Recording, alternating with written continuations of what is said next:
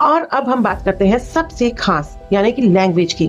Language ने इंसान की लर्निंग को नेक्स्ट लेवल पर पहुंचा दिया, क्योंकि अब हम सिर्फ अपने एक्सपीरियंस से नहीं सीखते, दूसरों के एक्सपीरियंस से भी सीखते हैं। हिस्ट्री पढ़कर सीखते हैं, बुक्स पढ़कर सीखते हैं, और ये अल्लाह की खास नेमत है इंसान पर। किसी और जानवर को ये कैपेबिलिटी नहीं मिली।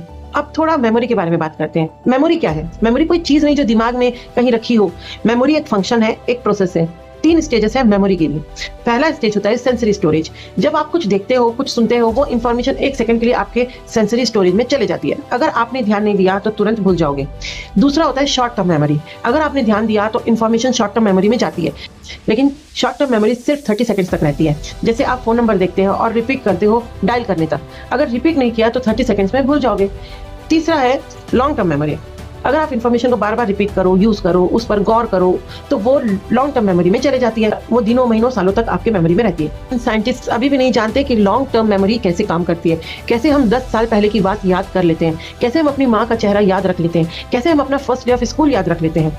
और रिकॉल का प्रोसेस क्या है, कैसे हम चाह करके भी कोई भी मेमोरी निकाल लेते हैं दिमाग से, जैसे कंप्यूटर से फाइल निकालते हो। ये भी एक मिस्ट्री है। इंटेलिजेंस क्या है, ये डिफाइन करना बहुत मुश्किल है। कुछ कहते हैं इंटेलिजेंस एक कलेक्शन है एबिलिटीज का, कुछ कहते हैं ये प्रॉब्लम सॉल्विंग स्किल है, कुछ कहते हैं ये अडेप्ट करने की कैपेबिलिटी है। लेकिन एक बात क्लियर है, इंटेलिजेंस पूरे दिमाग का फंक्शन है, किसी एक हिस्से का नहीं।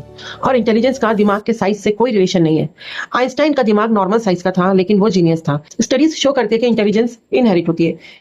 ट्विंस में देखा गया कि अगर आइडेंटिकल ट्विंस अलग एनवायरनमेंट में पले तो भी उनके इंटेलिजेंस सिमिलर होती है। लेकिन एनवायरनमेंट भी मैटर करता है। अच्छा एनवायरनमेंट, अच्छी एजुकेशन, अच्छा फूड, ये सब इंटेलिजेंस को बूस्ट करते हैं। बर्थ ऑर्डर भी अफेक्ट करता है। पहले पैदा होने वाला बच्चा थोड़ा ज्यादा इंटेलिजेंट होता है अपने सिबलिंग्स से, शायद इसलिए कि उन्हें ज्यादा अटेंशन मिलती है पेरेंट्स से। लेकिन आईक्यू ही सब कुछ नहीं होता। बहुत से जीनियस लोग थे, जैसे इब्न सीना, जिन्होंने 10 साल में कुरान मेमोराइज कर लिया था, 17 साल तक मेडिसिन, फिजिक्स, एस्ट्रोनॉमी मास्टर कर लिया था। लेकिन उनकी सक्सेस सिर्फ आईक्यू की वजह से नहीं थी, उनकी मेहनत और डेडिकेशन की वजह से भी थी।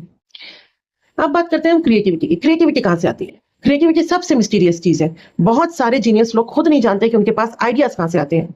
मोजार्ट ने कहा, whence and how they come I know not nor can I force them. Ramanujam, जो साउथ इंडिया के मैथमेटिकल जीनियस थे, वो कहते थे कि उनकी फैमिली गॉडेस उन्हें फॉर्मूले दिखाती थी सपने में। फ्रेंच मैथमेटिशियन जूल्स पॉइंकर को बस में चढ़ते वक्त आइडिया आया, और वो कहते हैं, at the moment when I put my foot on the step the idea came to me without anything in my former thought seeming to have paved way for it. Creative लोग थोड़े अलग होते हैं। इंट्रोवर्टेड होते हैं, अकेला रहना पसंद करते हैं, सोशल गैदरिंग्स अवॉइड करते हैं। उन्हें अपनी सोच की फिक्र होती है, लोग क्या कहेंगे उसकी नहीं। 2 तरह के क्रिएटिव लोग होते हैं, आर्टिस्टिक और साइंटिफिक। म्यूजिशियंस और साइंटिस्ट जनरली इमोशनली स्टेबल होते हैं, लेकिन आर्टिस्ट राइटर्स में डिप्रेशन, एंजाइटी, एडिक्शन ज्यादा देखा गया है। ये भी एक मिस्ट्री है। और इंटरेस्टिंग बात, क्रिएटिविटी का आईक्यू से कोई रिलेशन नहीं है। हाई आईक्यू वाला बंदा